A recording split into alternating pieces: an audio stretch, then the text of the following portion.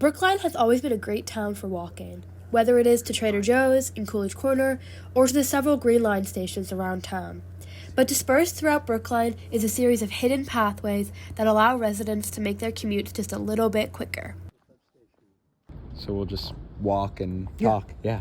So this is our house. My bedroom window is right over there, and we hear people coming up and down the steps all the time. So it's very much in use, and you hear people talking. If they're tall enough, you can see them over the top of the fence, the wooden fence here. This is Ken, a retired librarian. He has been the head of the Historical Society in Brookline since 2009.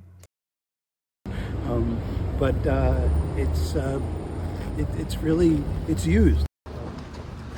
Private property, no trespassing. I've ignored that. Haven't been chased off. But there are other ways of getting up the hill other than the public ways. But the idea that the town really made an effort to provide public access to the hills, basically. The hidden paths located on Corey Hill, Aspinwall Hill, and Fisher Hills all date back to the Gilded Age around 1886. As Brookline became more accessible to pedestrians, these pathways became an attempt to make commutes easier for residents. Rather than having to walk down long, windy roads to the main street, residents could now walk in direct lines. As the years have gone on, other paths around town have developed. However, they primarily stopped being built after 1926, and the final path was created in 1972. The hill that we started on was Aspinwall Hill, and this hill is Corey Hill, which is actually a little bit taller than Aspinwall Hill. And this has these streets that wind like this one. You can see just the beginning of it. It just they curve around on the hill. The paths receive their names based on what is at the top of the path. For instance, University Path tops out at University Road. Summit Path, the longest of the paths, reaches the summit of Corey Hill. Actually, there's a story behind these signs because these are, I'm trying to remember what kind of metal they are, but you can't have signs like this, street signs anymore.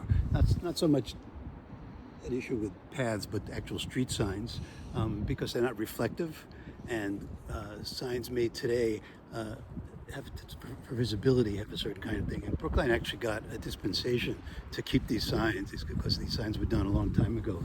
We have these historic street signs, which you may have noticed when you were out walking around, the pressed aluminum ones. They're like, and I just noticed the street sign saying something or other path, and I thought, oh, what's that, This is Linda. She graduated from the University of Michigan with a degree in architecture and urban planning. After stumbling upon the path, she decided to take on a passion project in which she wrote a book detailing each path and the routes that you can take among them. It's about being in a car-free environment. It's about being on a off the beaten path. It's quieter.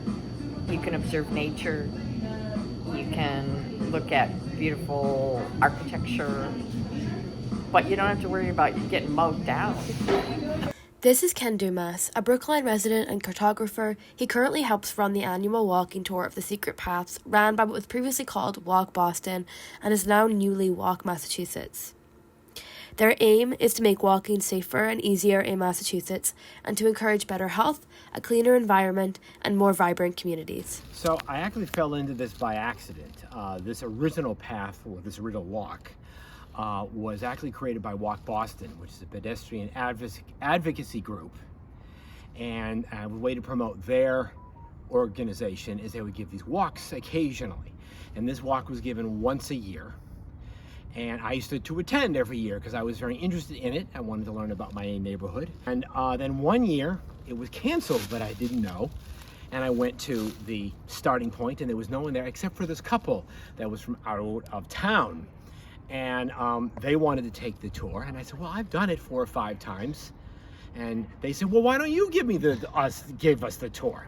And the idea is to get you from places of activity like a park or the streetcar or Beacon Street to a very bucolic kind of suburban environment as quickly as possible, because the idea is that as you come up the first leg of this path, for example, when you come out, you just kind of like all of a sudden you're in this beautiful suburban enclave and you wondered, how did I get here so fast? And that was the selling point. That was the idea, to make you go, oh, I want to live here. See, to get to this home, you have to get on the path.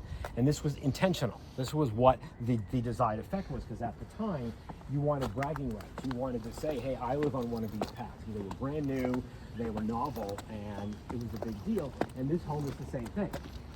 These two beautiful Victorian homes, and this is another one where you had to get on the path to get into the front door.